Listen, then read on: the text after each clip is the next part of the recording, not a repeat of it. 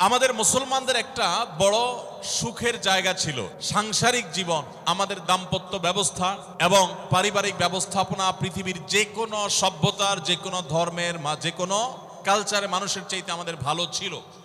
আলহামদুলিল্লাহ, এখনো পর্যন্ত আমাদের পারিবারিক ব্যবস্থাপনা পৃথিবীর অনেক মানুষের চাইতে ভালো।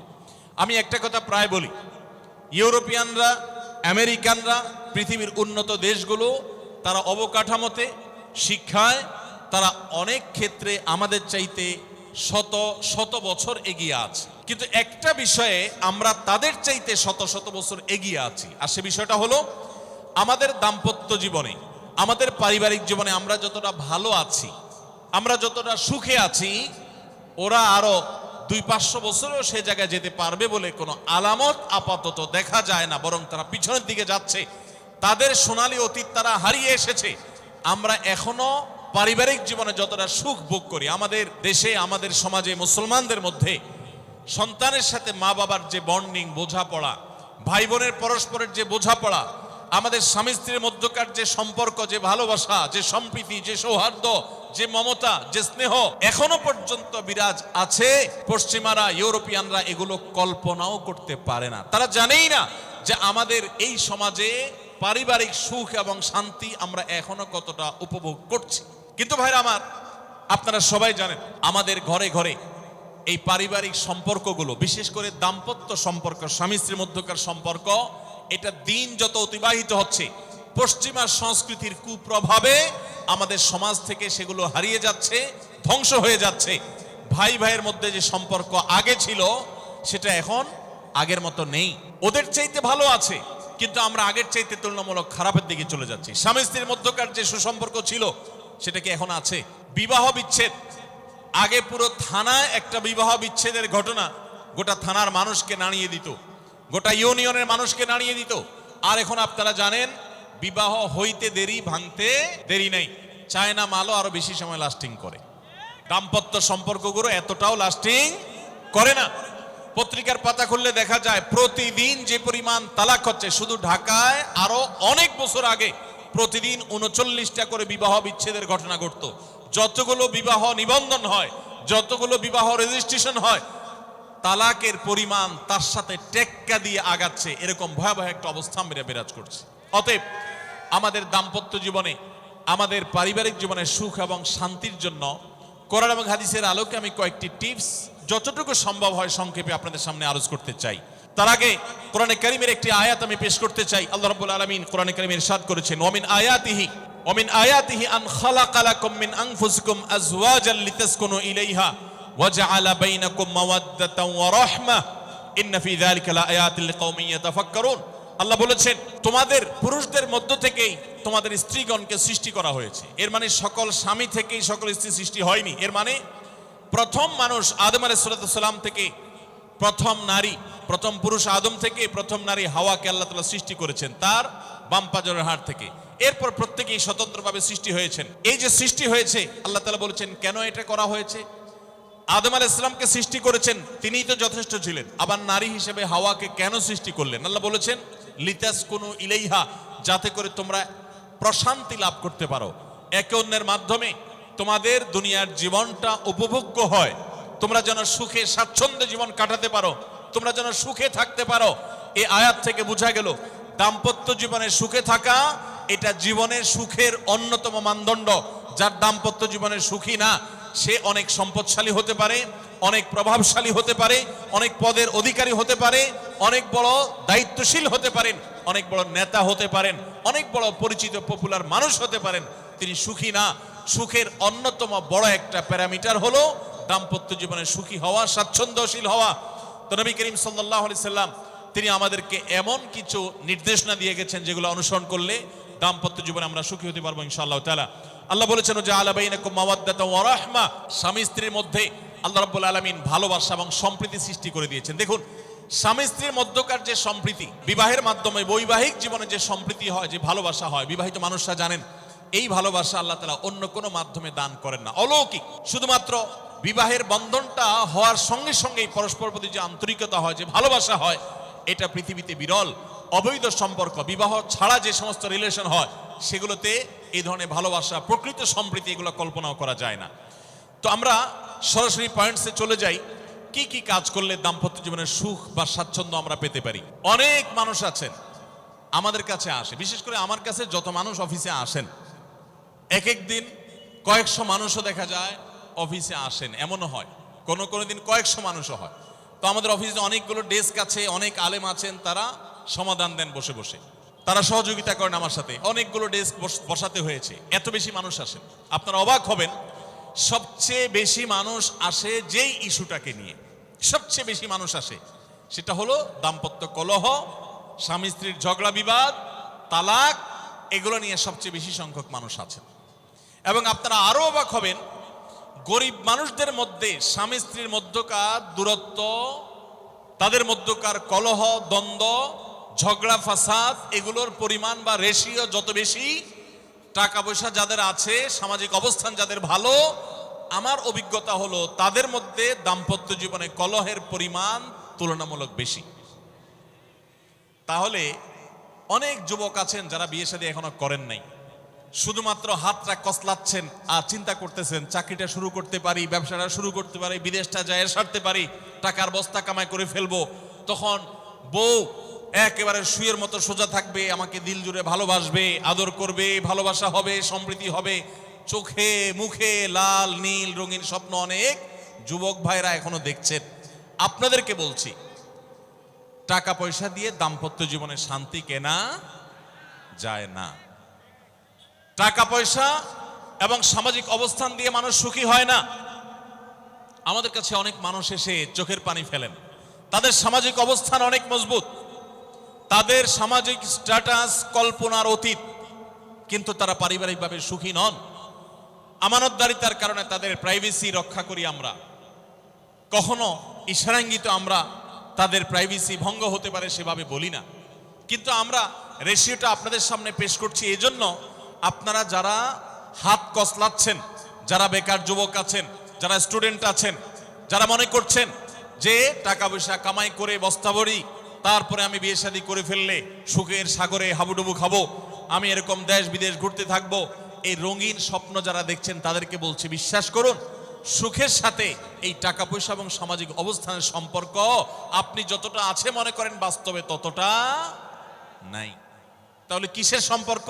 আসুন আমরা সেই জায়গায় চলে যাই। নাম্বার 1, সুখী দাম্পত্য জীবনের জন্য পুরুষ এবং নারী উভয়ের জন্য সর্বপ্রথম এবং প্রধান করণীয় হলো আল্লাহ তাআলার কাছে অনেক আগে থেকে দোয়া করতে থাকা, দরখাস্ত সাবমিট করা যে আল্লাহ, আমার পরিবার, আমার স্ত্রী, আমার অনাগত সন্তান সন্ততি যারা আসবে আমার বংশে, আমার ঘরে, আমার সংসারে, আমার পরিবারে, আল্লাহ আপনি তাদেরকে নেককার, তাদেরকে মুত্তাকিদের ইমাম এবং তাদেরকে এমন মানুষ বানিয়ে দেন যেন তারা চক্ষু শীতলকারী হয়। আপনাদেরকে একটা দোয়া শিখাতে চাই, অনেকে হয়তো জানেন, সূরা ফুরকানের ৭৪ নম্বর আয়াত। সূরার নাম কি বলেছি? ফুরকান। আয়াত নম্বর কত বলেছি? ৭৪। আমার বুঝ জ্ঞান হইছে থেকে নিয়ে ছাত্র জীবনে যখন আমি অনেক ছোট ছিলাম, এই দোয়া যেদিন আমি পড়েছি কোরআনে, ওই দিন থেকে আজও পর্যন্ত আমার মনে হয় না আমার জীবনে 2 মিনিটের কোনো দোয়াও যদি হয়, 1 মিনিটের দোয়াও যদি হয়, মুহূর্তের দোয়াও যদি হয়, আমি এই দোয়াটা কখনো মিস করি বলে, জ্ঞাতসারে মিস করি বলে আমার মনে পড়ে না। ছাত্র জীবন থেকে শুরু করেছি, আজও পড়ে যাচ্ছি।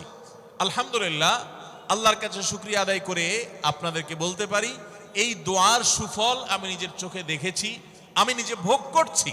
এজন্য আপনাদেরকে আমি বলতে চাই, বিবাহিত হন কিংবা অবিবাহিত হন, আপনার দাম্পত্য জীবনের সুখের জন্য সর্বপ্রথম এবং প্রধান করণীয় হলো এই দোয়া। এর বাইরে আরো সাধারণভাবে আল্লাহ তাআলার কাছে দোয়া করতে থাকা, যেন আল্লাহ তাআলা আপনাকে এমন একজন জীবন সঙ্গী দেন। মা বোনরা দোয়া করবেন জীবন সঙ্গী, আপনারা দোয়া করবেন এমন যেন জীবন সঙ্গিনী দেন, যে জীবন সঙ্গী আপনার চোখ জুড়ানোর মতো হবে। দেখুন, আল্লাহর ভাষা এমন যে এই ভাষা তো অলৌকিক, এটাতে কোনো মানুষের ভাষা নয়। দোয়ার ভাষ্য লক্ষ্য করেন, আল্লাহ শিক্ষা দিচ্ছেন আমাদেরকে, রব্বানা হাবলানা মিন আজওয়াজিনা ওয়া যুররিয়াতিনা কুররাতা আয়ুন। হে আমাদের রব, আমরা আপনার কাছে আপনার কাছে এমন স্ত্রী চাই, এমন সন্তান চাই, এমন পরিবার চাই যেই পরিবারের সদস্য, আমার স্ত্রী, আমার সন্তানরা আমার নয়ন জুড়াবে, আমার চোখ জুড়াবে, এরকম মানুষ চাই। একটু ভাষাটা লক্ষ্য করুন। আমরা সাধারণত দোয়া করলে কি চাই? আমরা এক একটা দিক চাই। ধরুন আপনার স্ত্রী মাশাআল্লাহ অনেক সুন্দরী, অপূর্ব সুন্দরী, তিনি আল্লাহ তাআলা তাকে অনেক রূপ লাবণ্য দিয়েছেন, কিন্তু তার যদি চরিত্রটা খারাপ হয়, তাহলে এই স্ত্রীকে আপনার নয়ন জুড়াবে, চোখ জুড়াবে, চক্ষু শীতলকারী হবে? আপনার স্ত্রীর চরিত্রও ভালো, দেখতে শুনতেও মাশাআল্লাহ সুন্দর, কিন্তু পড়ালেখা নেই, বুদ্ধিশুদ্ধি নেই, একটু বেকুব কিসিমের, তাহলে কি আপনার চোখ জুড়াবে? ভালো লাগবে? আপনার স্ত্রী শিক্ষা দীক্ষাও আছে, জ্ঞান গরিমায় মাশাআল্লাহ তিনি ভালো, রিচ, সমৃদ্ধ, আবার চেহারা সুন্দর, আবার তার মধ্যে তার চরিত্রের সমস্যা নেই, কিন্তু সমস্যা কি? সমস্যা ধরুন তার ভিতরে এমন রোগ আছে, শারীরিক রোগ, যেই রোগের কারণে আপনার জন্য সেটা বড় কঠিন পরিস্থিতির মুখোমুখি হতে হয়। ধরেন দুরারোগ্য কোনো ব্যাধি আছে, মরণ ব্যাধি আছে, এমন কোন রোগ আছে যেটার কারণে আপনাকেও সাফার করতে হয়, তাহলে এই স্ত্রী কি আপনার চোখ জুড়াবে? ঠিক একই কথা স্বামীর ক্ষেত্রেও প্রযোজ্য, সন্তানের ক্ষেত্রেও প্রযোজ্য। আল্লাহ তাআলা এমন একটা শব্দ শিক্ষা দিয়েছেন, দেখুন, আল্লাহর কাছে চাইতেও জানতে হয়। উল্টাপাল্টা দোয়া করলে দোয়া পূরণ হয়ে যাবে, কবুল হয়ে যাবে, কিন্তু আপনার কাজ হবে না। অনেক যুবক আছে আল্লাহর কাছে দোয়া করে, আল্লাহ বেশি না, লাখ 5 টাকা চাই। অনেক যুবক লিখে দেয় আমাদেরকে, হুজুর দোয়া করবেন, বেশি না, আমি আল্লাহর কাছে লাখ 5 টাকা চাই। আল্লাহরে টার্গেট দিয়ে দিছে, কত লাগবে? 5 লাখ। কেন? একটা বাইক কিনবে, যুবক মানুষ, রাস্তাঘাটে বাইক ছাড়া চললে ভালো লাগে না, একটা ভালো সেট কিনবে, না হলে ফেসবুক স্ট্যাটাস ভালো করে দেওয়া যায় না, ছবি তুলে দেওয়া যায় না। সাইফুল্লাহ ভাই ছবি তুলে দিতে বলছেন না, মাহফিলের ছবি তোলা যায় না। আর কিছু টাকা দিয়ে ছোটখাটো একটা দোকান কিছু একটা করবে, বিয়ে শাদীর ব্যবস্থা করবে, বাস, বেশি কিছু চাই না। তো আল্লাহ তাআলা 5 লাখ টাকা ধরেন আপনাকে দিয়ে দিল, সাথে একটা রোগও দিয়ে দিল, ওই রোগে খরচ হবে 6 লাখ। তাহলে আপনার এই 5 লাখের কোনো মানে আছে? আপনারা একটা প্রসিদ্ধ ঘটনা অনেকেই শুনেছেন, একটা চুটকি, যে এক যুবক দোয়া করছে, আল্লাহ তোমার কাছে আমি এমন একটা লাইফ চাই, বিশেষ করে বেকার যুবকরা এগুলো বেশি দোয়া করে, আল্লাহ তোমার কাছে এমন একটা লাইফ চাই, বেশি কিছু না, যে লাইফে 2 হাত ভর্তি টাকা থাকবে আর আশপাশে শুধু নারী আর নারী থাকবে, এরকম একটা লাইফ চাই। তো আল্লাহ তাআলা তার দোয়া কবুল করে ফেলছে। দোয়া কবুল করছেন কিভাবে? দোয়া কবুল করে তাকে আল্লাহ তাআলা এমন একটা বাসের কন্ট্রাক্টর বানিয়ে নিছেন, যে বাসটা হলো মহিলা বাস, চারপাশে শুধু নারী আর নারী, সব মানুষের, আর হাত ভর্তি টাকা আর টাকা সব বাস মালিকের। দোয়া কিন্তু কবুল হয়ে গেছে। তো আল্লাহ তাআলার কাছে উল্টাপাল্টা দোয়া করলে কি হয় দেখছেন? দেখুন, দাম্পত্য জীবনে সুখের জন্য দোয়া কিভাবে করতে হবে আল্লাহ শিখিয়ে দিয়েছেন। রব্বানা হাব লানা মিন আজওয়াজিনা ওয়া যুররিয়াতিনা কুররাতা আয়ুন, আল্লাহ আমার পরিবারের সদস্যরা যেন এমন হয় যে তাদেরকে দেখলে আমার নয়ন জুড়িয়ে যাবে। অর্থাৎ নয়ন জোড়াতে হলে সব দিক থেকে পারফেক্ট হতে হবে, সব দিক থেকে ভালো হতে হবে, তখনই তো দিল জুড়াবে। ওয়াজআলনা লিল মুত্তাকিনা ইমামা, আর আমাদের সবাইকে, গোটা পরিবারকে আপনি মুত্তাকিদের ইমাম বানায় দেন, সৎ মানুষ বানায় দেন। কারণ সৎ যদি না হয়, আল্লাহভীরু যদি না হয়, তাহলে কখনো তাদের মাধ্যমে আপনি সুখ শান্তি পেতে পারেন না। তাহলে প্রথম করণীয় দাম্পত্য জীবনের সুখের জন্য, সুখী দাম্পত্যের জন্য আল্লাহর কাছে দোয়া করতে থাকা। সূরা ফুরকানের ৭৪ নম্বর আয়াত, এর পাশাপাশি আরো যত আয়াত আছে, অথবা সাধারণভাবে আপনি আল্লাহর কাছে, আল্লাহ আমি ভালো সঙ্গী যেন পাই, সেজন্য দোয়া করতে থাকবো। আল্লাহ আমাদেরকে তৌফিক দান করুন। নাম্বার 2, জীবন সঙ্গী নির্বাচনের ক্ষেত্রে দিনদারিতাটাকে অগ্রাধিকার দেওয়া, ধার্মিকতাকে অগ্রাধিকার দেওয়া। নবী করিম সাল্লাল্লাহু আলাইহি সাল্লামের প্রসিদ্ধ একটা হাদিস আপনারা অনেকে শুনেছেন, তিনি বলেছেন, তুনকাহুল মারআতু লিআরবা, 4টি জিনিস দেখে সাধারণত মেয়েদেরকে বিয়ে করা হয়, বা মেয়েরা ছেলেদেরকে বিয়ে করে। 4টি জিনিস, সে 4টি জিনিসে একটি হলো লিমালিহা, সাধারণত পয়সা করে দেখে বিয়ে করা হয়। অনেক ছেলে ফেলে আছে দেখবেন, ছেলে ফেলে কি মুরব্বীরাও আছেন অনেকে, যে ছেলে বিয়ে করার জন্য পয়সাওয়ালা বাপের মেয়ে খোঁজে, আছে না নেই? পয়সাওয়ালা বাপের মেয়ে খোঁজে।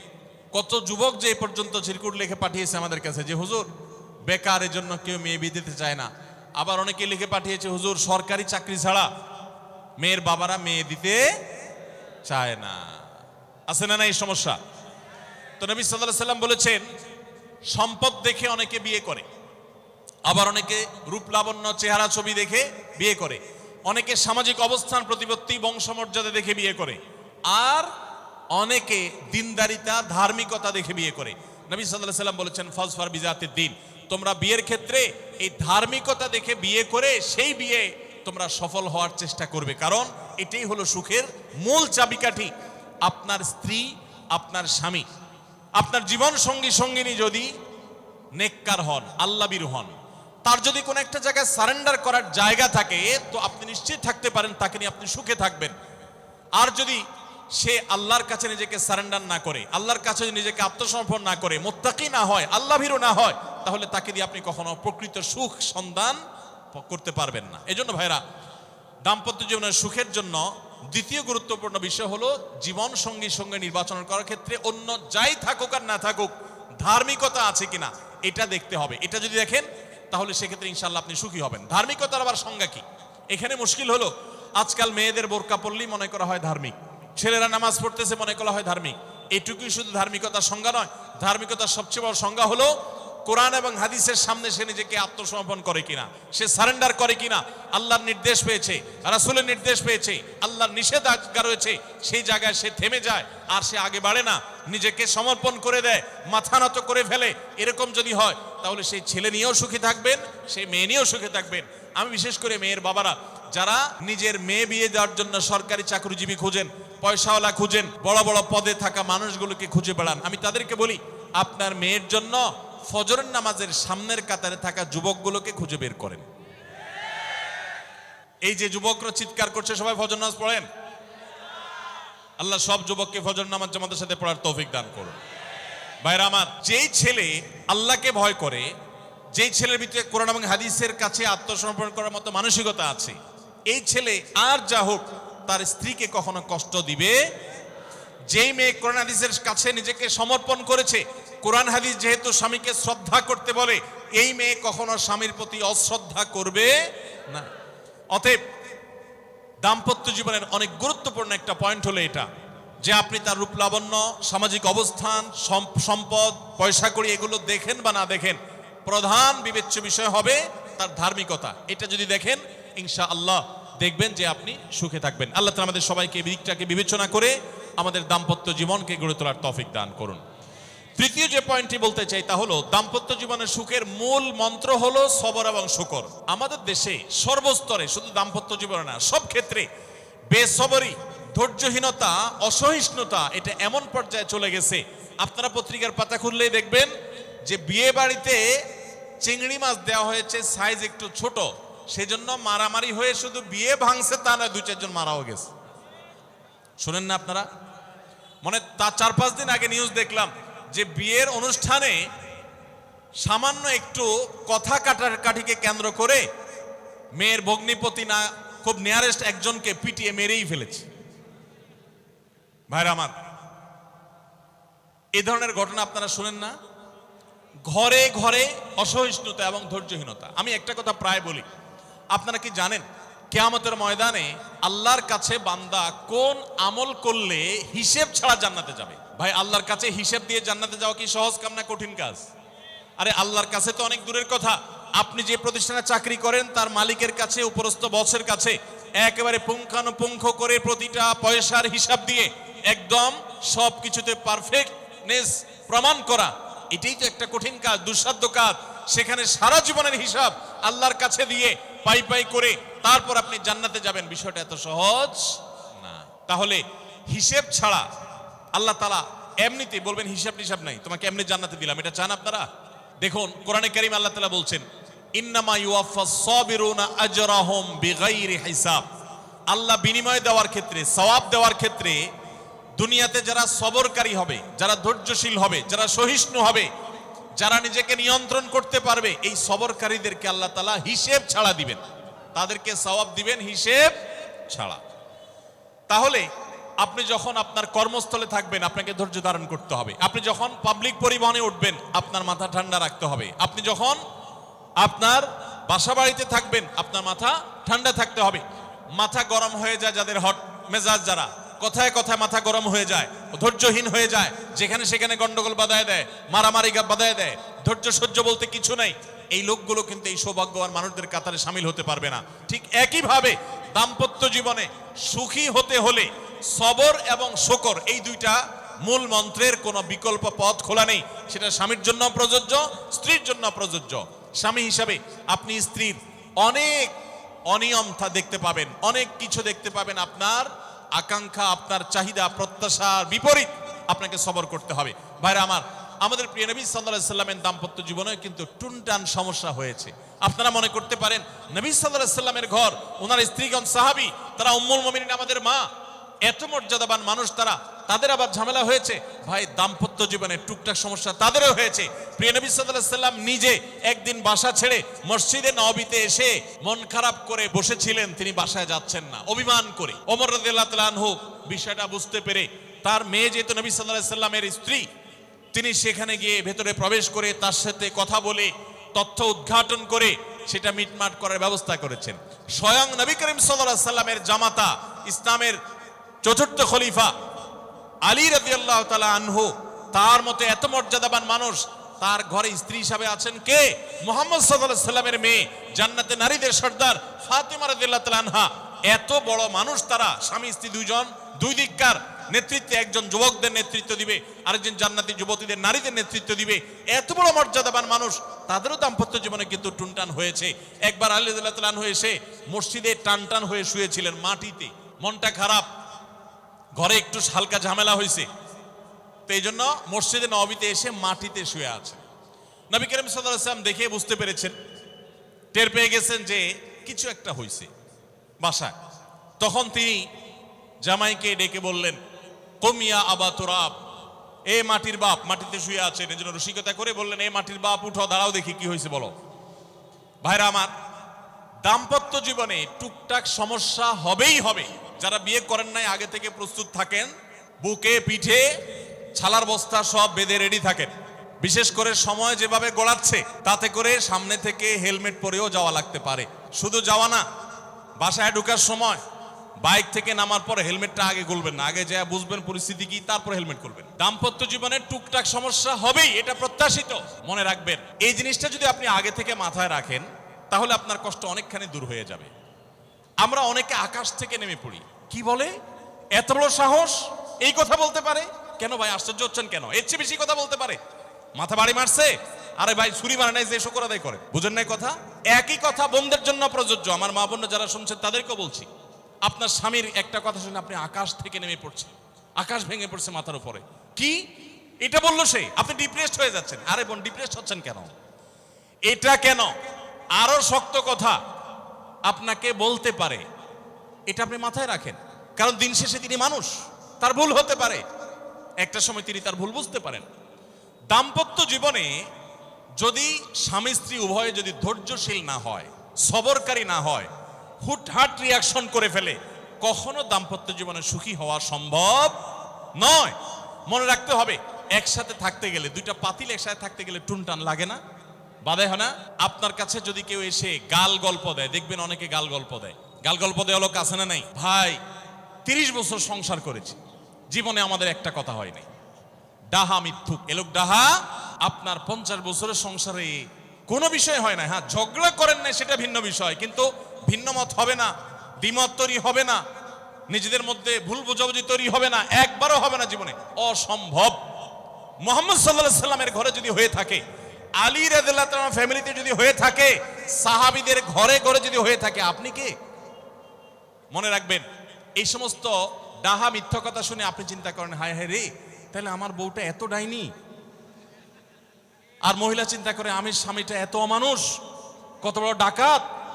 দেখো, তার স্বামী স্ত্রী জীবনে কোনো কথা হয় না, আর আমার স্বামী ডেইলি একবার মা বাপ তুলে না গালিগালাজ করলে তার বাটের পেটে ব্যথা হজম হয় না। এই সমস্যাগুলো আছে না নাই? ভাইরা আমার, সবর করার জন্য, সবর করা সহজ হবে আগে থেকে যদি প্রস্তুত থাকেন যে এই সমস্যা হবে। আশরাফ আলী থানভী রাহমাতুল্লাহর নাম শুনছেন আপনারা? ভারত উপমহাদেশের এমন একজন আলেম ছিলেন, খুব বিচক্ষণ মানুষ ছিলেন, অনেক বিদগ্ধ মানুষ ছিলেন, অনেক বড় আল্লাহওয়ালা ছিলেন, নেককার মানুষ ছিলেন। তো থানভী রহমতুল্লাহর কাছে এক লোক এসে বলল, হুজুর আমার বাসায় যখনই যাই দরজাটা খুলতে দেরি, আমার মাথার উপরে আকাশ ভেঙে পড়তে দেরি নাই। যেটাই করি বাজার করে এনে তার হাতে দিলেও রাগ, রাখলেও রাগ, আমার সাথে সারাদিন শুধু ঘেউ ঘেউ করে হুজুর, আর সহ্য করতে পারি না। আমারে কোনো দোয়া দুরুদ আমল শিখাই দেন যে আমার এই বাসার অত্যাচারটা যেন থামে। তো থানভী রহমতুল্লাহ বললেন যে শোনো, তোমার একটা বুদ্ধি শিখাই দেই, দোয়া দুরুদ না। বুদ্ধি হলো এখন থেকে বাসায় গিয়ে দরজা নক করবা, যে নক করার আগে 1 মিনিটের মোরাকাবা করবা। কি করবা? মোরাকাবা বুঝেন? ধ্যান। ধ্যান কি ধ্যান করবা? দরজা যায় থামবা, থেমে চোখ বন্ধ করে মাথাটা নিচু করে চিন্তা করবা আমার ঘরের ভিতরে একটা কুকুর আছে, আর কুকুর মানুষ দেখলে কি করবে? ঘেউ ঘেউ করবে। অতএব এটাতে আমার রাগ ভাব তো কিছু নাই, কুকুর কেন ঘেউ ঘেউ করছে এটা জিজ্ঞেস করার তার এক বোকামি। অতএব এটা আমি মাথায় কিছু নেব না, ইগনোর করব। কুকুর থাকলে কুকুর তো ঘেউ ঘেউ করবেই, এটা চিন্তা করে এরপরে বিসমিল্লাহ পড়ে নক করবা। তো এই বুদ্ধি অনুযায়ী পরের দিন আসছে বাসা, আগে 1 মিনিট মোরাকাবা করছে, এরপরে দরজা নক করছে। যথারীতি দরজা খোলার পরেই শুরু হয়ে গেছে যুদ্ধ, ইউক্রেন রাশিয়া। যুদ্ধ শুরু হয়ে যাওয়ার পর এই লোক অন্যান্য দিন সেও টুকটাক রিয়াকশন করে, হাতাহাতি বকাবকি, দুই পক্ষ থেকে টুকটাক হামলা পাল্টা হামলা হইতো। কিন্তু আজকে সেই লোকটা আর হামলা টামলা তার করা দূরের কথা, উল্টা সে মিটমিট করে হাসতেছে এবং একটা পর্যায়ে আর নিয়ন্ত্রণ করতে না পারে ফিক করে হাসেই দিচ্ছে। এবার বউ চিন্তা করতেছে কাহিনী কি, কারণ যারা ঝগড়া করে তাদের সাথে পাল্টা ঝগড়া না করলেও কিন্তু মেজাজ গরম হয়। কদিন আগে শুনছেন না পত্রিকায় যে এক মহিলা স্বামীরে ডিভোর্স দিছে, কেন? কারণ স্বামী ঝগড়া করে না। কদিন আগে পত্রিকা দেখছেন। এই মহিলা যখন দেখছে স্বামী হাইসা দিছে, সে এবার ঝগড়া টগড়া থামায়া বলতেছে, ঠান্ডা মাথা বলছে, কাহিনী কি বলো তো, তুমি হাসতেছো কেন? বল না না কিছু না কিছু না। সে তো বলবে না। স্বামী মনে করছে হয়তো অন্য কোনো কাহিনী আছে, কোনোভাবে উদ্ধার করতে পারে নাই। পরের দিন আবার সেম কাহিনী, আবারও হেসে দিচ্ছে। মহিলা চিন্তা করছে ব্যাপার কি, বলে না আজকে তো তোমার একদিন কি আমার একদিন, বলতেই হবে তোমার। কেন তুমি হাসতেছো? আমার ঝগড়ার বিনিময়ে তুমি ঝগড়া না করে হাসতেছো, অপমান করতেছো। আমার ঝগড়ার কোনো দাম নাই, আমি কি কথা বলতেছি না, এগুলো কোনো মূল্য নাই। যখন চেতে যাচ্ছে এবার বলতেছে, শোনো তুমি যেহেতু জোরই করতেছো, তাইলে আমি বলি, আমি গেছি এক হুজুরের কাছে, হুজুর আমার এই বুদ্ধি শিখাই দিছে, আমি সেই বুদ্ধি অনুযায়ী চিন্তা করি। এখন আমি চোখের সামনে যখন চিন্তা করি যে কুকুর গেউ করতেছে, আমার হাসি আসে। তখন বউ চিন্তা করে, কি বললা তুমি? তাহলে তুমি এই মনে করো আমারে? এবার থেকে বেচারি ঝগড়া করার আগেই তার থেমে যায়, চিন্তা করে হায় হায় আমি ঝগড়া করলে তো সে মনে মনে আমার ওইটা চিন্তা করবে। বুঝতে পারছেন? দাম্পত্য জীবনে একটু বুদ্ধিশুদ্ধি করে না চললে, শুধুমাত্র সোজা হয়ে দোয়া দুরুদ পড়বেন আর সব সোজা হয়ে যাবে শুয়ের মতো, এত সোজা না।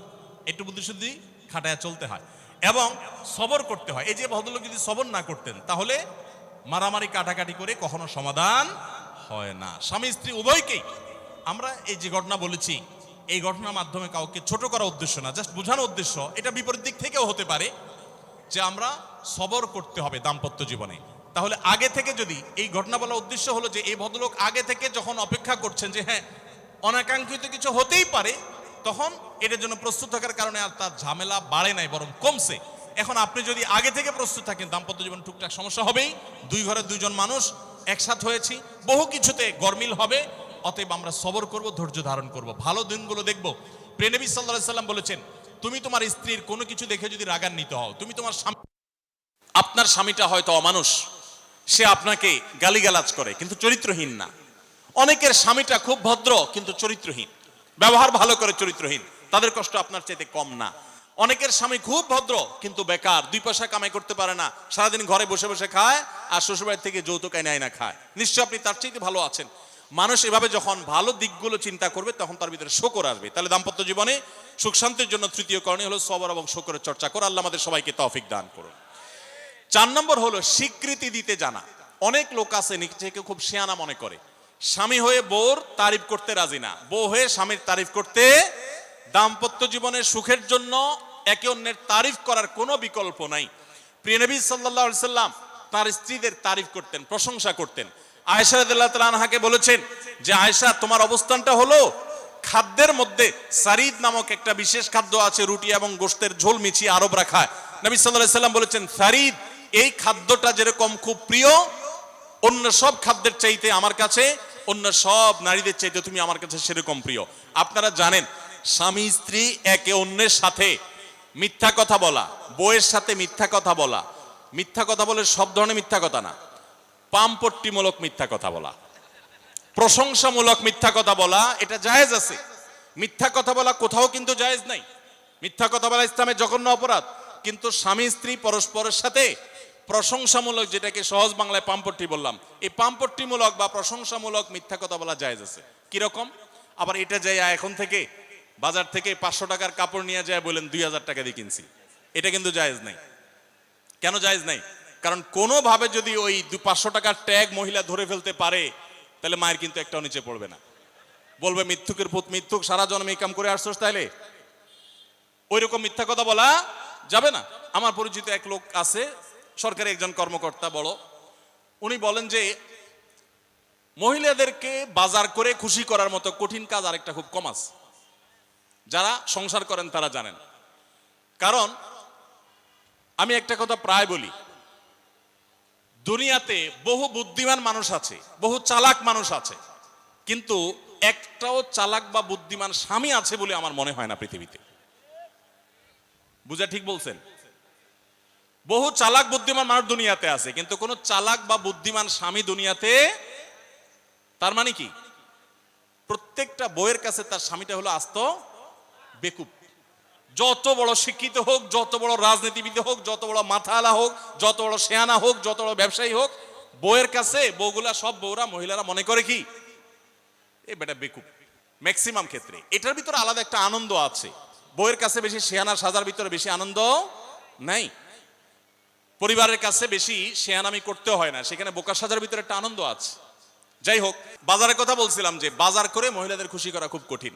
আপনি গোশত কিনেন, মাছ কিনেন, যাই কিনেন, তারা খুব কমই সন্তুষ্ট থাকে বেশিরভাগ ক্ষেত্রে। সব মেয়েদের কথা বলছি না। কেন সন্তুষ্ট থাকে না? কারণ তারা আশা করে আরো কম দামে কিনবেন, আরো কম দামে কিনবেন। আপনি জিতে গেলে তারা খুশি, হাইরে গেলে আপনারা বকা দিবে সে। তো এক সরকারি কর্মকর্তা, বড় কর্মকর্তা, আমাকে বলতেছিলেন যে দেখেন, আমি সারা জীবন বাজার করি আর বইয়ের বকা শুনি। আমি চলে যাওয়ার পর আমার অফিসের একজন কেরানি আছে, তাকে দায়িত্ব দিছি বাজার টাজার করার জন্য। এই লোক বাজার করার পর আমার বউ বিরাট খুশি, বলে যে তার নাম ধরে বলতেছে, অমুক বাজার করলে প্রতিদিন ঠিক মতো বাজার করে, দাম দোস্ত ঠিকঠাক থাকে, মাপজোপ সব ঠিকঠাক থাকে, তোমারে প্রতিদিন ধরায় দেয় দোকানদার, কমায় দেয়। 2 কেজির গোশত আমার কাছে মনে হয় 1.5 কেজি দিছে, ওজন কম দিছে মনে হয়, নজরে উঠে না। তো লোকটা বলেছে আমার খুব সন্দেহ হলো, একই দোকান থেকে আমিও আনি, সেও আনে, আর আমার তো ঠকানোর কথা না, পরিচিত দোকানদার। তাহলে মহিলা এই কথা বললো, তার ব্যাপারে কাহিনীটা কি? তারা ডেকে বলছে, বলো তো কাহিনী কি, সিক্রেটটা কি? তো লোকটা বলতেছে যে স্যার, সত্য বলতে কি, আমি গোশত 3 কেজি কিনলে ম্যাডামকে বলতাম 2 কেজি, 1000 টাকা কিনলে ম্যাডামরে বলতাম 500 টাকা। টাকা তো আপনি দিবেন, আপনার সাথে বোঝাপড়া হবে, কিন্তু আমি জানি বাসায় এটা বললে বউরা খুশি থাকে। তো এই জন্য আমি একটু কমায় কমায় বলি দাম, আর জিনিস কমায় কমায় বলি। তখন সে প্রতিদিন 2 কেজি মাংস যেটা দেখে আপনি আনেন, আজকে দেখে যে সে 1 কেজি মাংস ওই পরিমাণ, তখন সে তো খুশি হবেই স্যার। তখন ওই লোকটা বলতেছে দেখেন, সে এইটা করে আমার গোটা সংসারে আগুন ধরায় দিস। তো এইভাবে মিথ্যা কথা বলা কিন্তু জায়েজ নাই। কোন মিথ্যা কথা বলা জায়েজ আছে? ধরেন আপনি আপনার বউরে বললেন, দেখো তুমি চাঁদের চাইতেও সুন্দর। কিসের চাইতে সুন্দর? ভাই চাঁদের চাইতে উজ্জ্বল মানুষ হয় সম্ভব? ডাহা মিথ্যা কথা না? কিন্তু এই মিথ্যা কথা বলা কি আছে? জায়েজ আছে। সৌদি আরবের একজন আলেম, ডক্টর আয়েজ আল কারনি, মুসলিম বিশ্বের সবচেয়ে জনপ্রিয় আলেমদের মধ্যে একজন। ওনার একটা বক্তব্য আমি শুনেছি, অত্যন্ত চমৎকার কথা বলেন এবং দারুণ দারুণ টিপস দিয়ে থাকেন। উনি বলেন যে একটা ইউনিভার্সিটি প্রোগ্রামে স্টুডেন্টদের সামনে উনি বলছিলেন যে আমি একবার একটা আইডিয়া দিয়েছি দাম্পত্য জীবনের সুখ শান্তির জন্য। বলেন যে এটা ইমপ্লিমেন্ট করে অনেকেই সুফল পেয়েছেন, আমাকে ব্যক্তিগতভাবে জানিয়েছেন। টিপসটা কি? টিপসটা হলো, উনি বললেন যে বাসায় ঢুকে মাঝে মধ্যে, সবসময় করলে আবার মাইর দূর খাবেন, যখন দেখবেন বউয়ের মুড টুট ভালো আছে, বাসায় ঢুকে আস্তে করে লাইটের সুইচটা অফ করে দিবেন। তখন বলবে কি ব্যাপার, লাইট বন্ধ করলা কেন?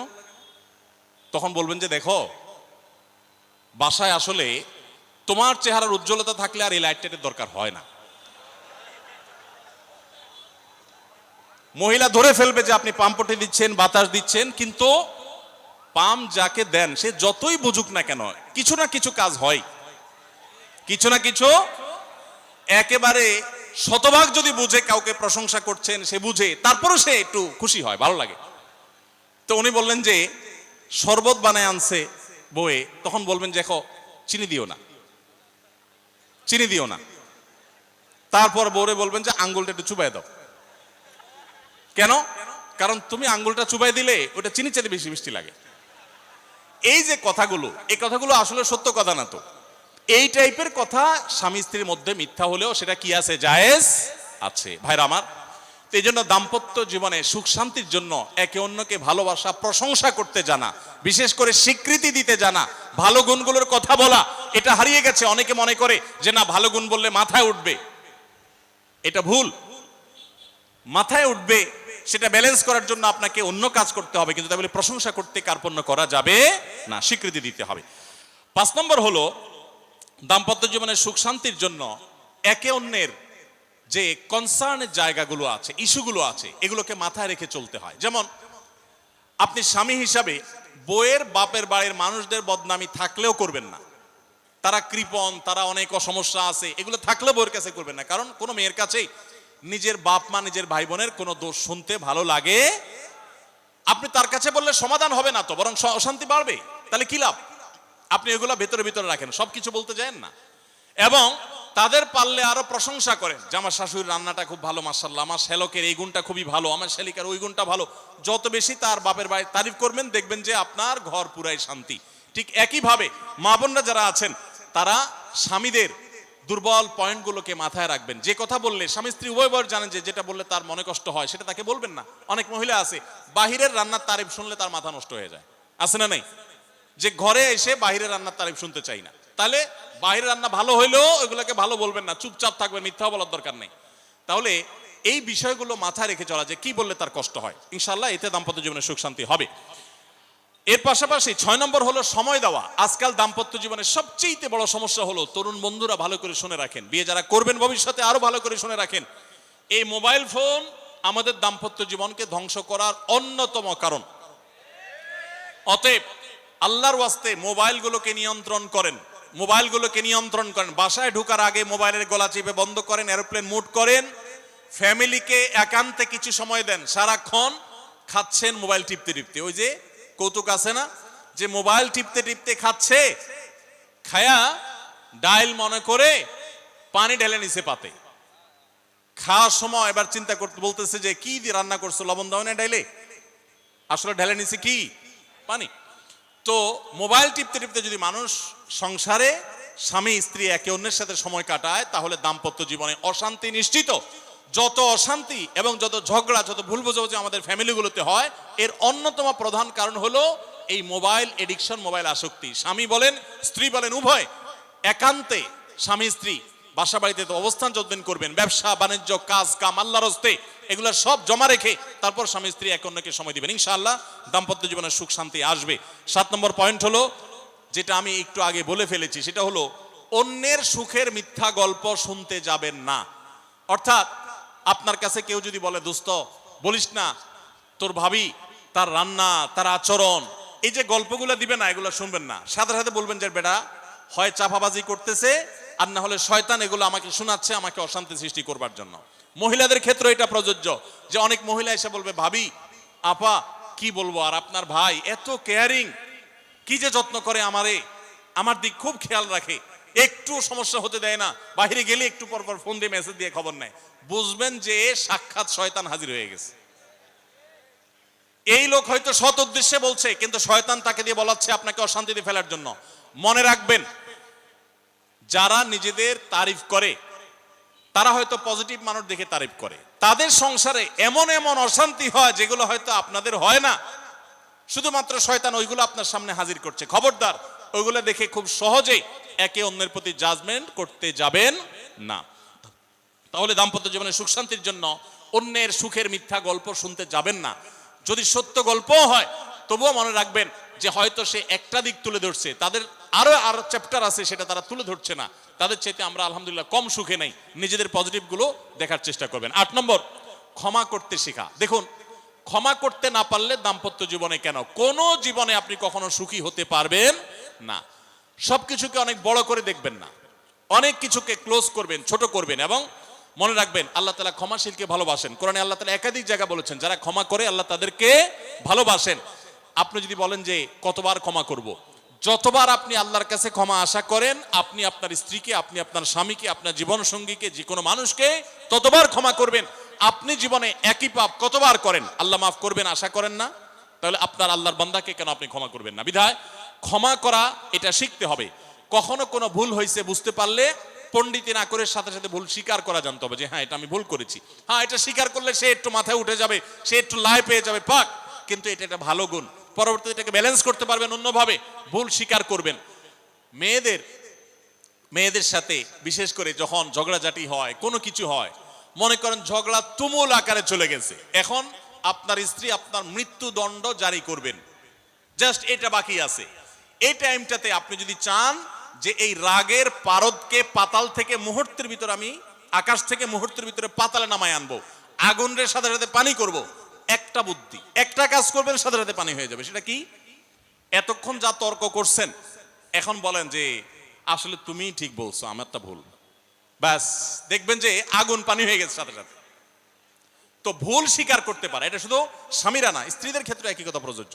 এটা অনেক বড় একটা গুণ, বিশেষ করে ক্ষমা করতে পারা। ক্ষমা করতে যারা পারে না, তাদেরকে আল্লাহ ভালোবাসেন না। আল্লাহ তাআলা বলেছেন যে আল্লাহ তাআলা ক্ষমাশীল মানুষদেরকে ভালোবাসেন। বিধায় আমরা ক্ষমা করতে শিখবো ইনশাআল্লাহ। 9 নম্বর হলো, শয়তান যে সমস্ত জায়গাতে ধোঁকা দেয়, এই জায়গাগুলোকে ক্লিয়ার রাখা। যেমন একটা পয়েন্ট বলি, স্বামী স্ত্রীর মধ্যে কিছু কিছু জিনিস প্রাইভেট থাকতে পারে। আপনার স্ত্রী আপনার শ্বশুর বাড়িতে ফোনে কথা বলেছে, কি বলেছে, আম্মা তোমার সাথে কি বলেছে, তোমার আব্বা কি বলেছে, তোমার ভাই কি বলেছে, ব্যক্তিগত বিষয়গুলো খুব বেশি খোঁচাখুচি করে জানতে যাবেন না। এগুলো জানতে গেলে অশান্তি হবে। এবং অনেক সময় দেখা যেতে পারে কোনো কিছু দেখে আপনার সন্দেহ হয়েছে, তাহলে এটা পেটের ভিতর রাখবেন না। আবার খারাপ ভাবে উপস্থাপন না করে সুন্দরভাবে উপস্থাপন করুন যে আমার কাছে এরকম মনে হয়েছে। তাতে সাময়িক ঝগড়া হোক, কিন্তু আপনি ক্লিয়ার হয়ে যাবেন এবং নিজেদের মধ্যে কোনো ঝামেলা থাকবে না। শয়তান বিশেষ করে ওয়াসওয়াসা, কুমন্ত্রণা, সন্দেহের রোগ দিয়া দাম্পত্য জীবনে সবচেয়ে বেশি অশান্তি তৈরি করে। এই জন্য সন্দেহকে কোনো স্থান দিবেন না। যখনই সন্দেহ আসবে বুঝবেন যে শয়তান এটা সৃষ্টি করছে। সর্বশেষ 10 নম্বর হলো, শাসন করার যদি কখনো দরকার হয়, স্বামী হোক আর স্ত্রী হোক বা সাধারণ মানুষের ক্ষেত্রে এটা প্রযোজ্য, রাগের মাথায় কখনো শাসন করবেন না। শাসন করতে হলে মাথা গরম হয়ে গেছে, একটু সবর করবেন, ঠান্ডা মাথায়, শীতল মাথায় তারপরে শাসন করবেন। যখন রাগ উঠছে তখন কিছু বলতে যাবেন না। আপনার রাগ উঠছে আজকে, আপনি নিয়ত করেন আগামী 24 ঘন্টা পর এটার আমি বিচার করব, একটা বিহিত করব, এটার আমি কিছু একটা করে ছাড়বো। 24 ঘন্টা টাইম নেন, ইনশাআল্লাহ আপনি নিশ্চিত থাকেন 24 ঘন্টা পর যদি আপনি এটা নিয়ে বসেন, তাহলে আপনার এই বসাটা অনেক বেশি হবে ন্যায়সঙ্গত। এটাতে কোনো প্রকার সীমালঙ্ঘন থাকবে না, রাগের চোটে অন্যায় আচরণ হবে না, জুলুম হবে না, বাড়াবাড়ি হবে না, যথাযথ শাসন হবে।